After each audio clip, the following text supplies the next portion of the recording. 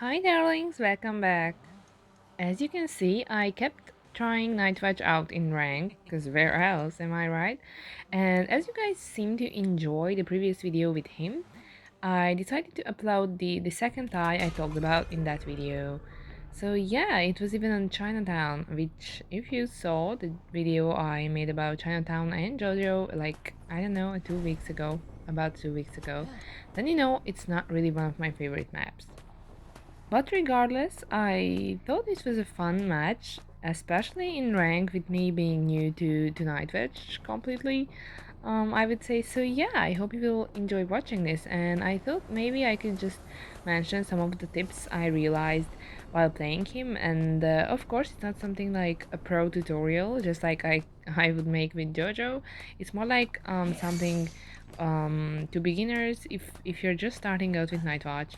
And there are some useful things I noticed while playing. If you didn't see like a tutorial before, if you're just like really planning to start out with him. So, the first thing I would like to mention is related to the persona. I don't even know honestly like my exact persona for him, but I do know two things for sure, and one that I do carry the attention as always because I feel like that's just something almost every hunter needs basically. But the other thing I never really used and I kind of didn't understand why this was such a special or like useful trait. I'm talking about insolence. If you haven't heard of it before, basically it helps you reach your first presence faster, like without even hitting the survivor. You can reach your first presence with some time. So this is, of course, in the case of Joseph, it's like a completely useless thing because you kind of like unlock your first presence as soon as you found your first mirror image.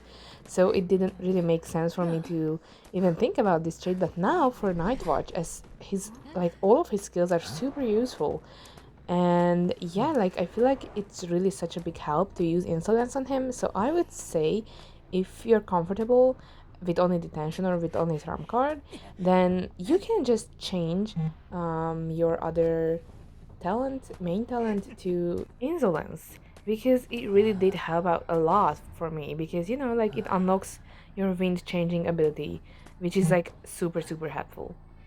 Anyways, enough of that. So the next thing I found really useful is when you just spawn in, begin the match. Like the very first thing you do, I would say, is to like start your wind.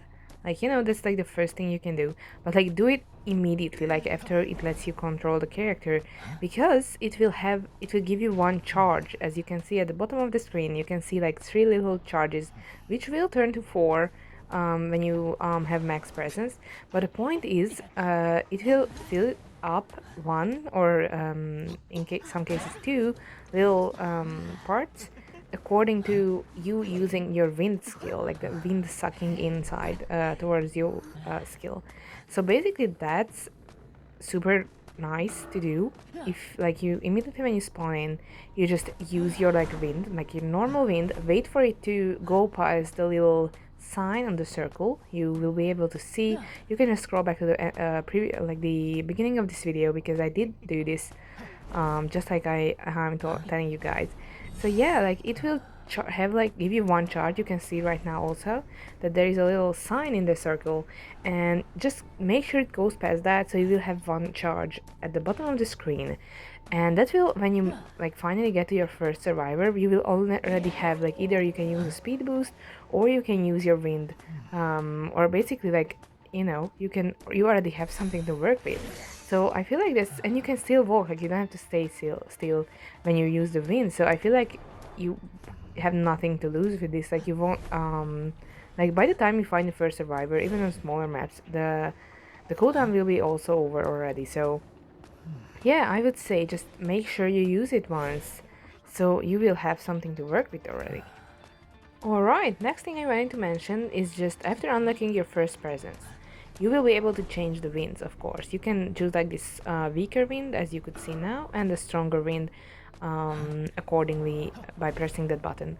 So just make sure to always pay attention which mode are you in, because sometimes you just want a speed boost to jump a pallet or to jump a window faster or just to follow up with the survivor and you accidentally like pressed a dash or something. So just always make sure to know which mode you're in. And also kind of connecting to this is to try to recognize the situation. If you need, like, you can down a survivor maybe with like just a speed boost, or you actually like need the dash or the strong wind for it. Like, you just have to decide every time if like just by slowing the survivor or like you having for yourself having a little speed boost will be enough, so you don't have to like waste any energy or something. So basically that's something that's like you have to really pay attention to. I know there are like a lot of buttons. For me it was like pretty overwhelming at first, as we all know Jojo has already only his like two skills and basic hit as most hunters, I think. And this guy has like so many different buttons and settings and modes and stuff. So yeah, I feel like these are most of the things. About traits, I feel like Blink works really well on him. He doesn't really need teleport because he has those dashes, and like with 4 dashes you can technically get across the map.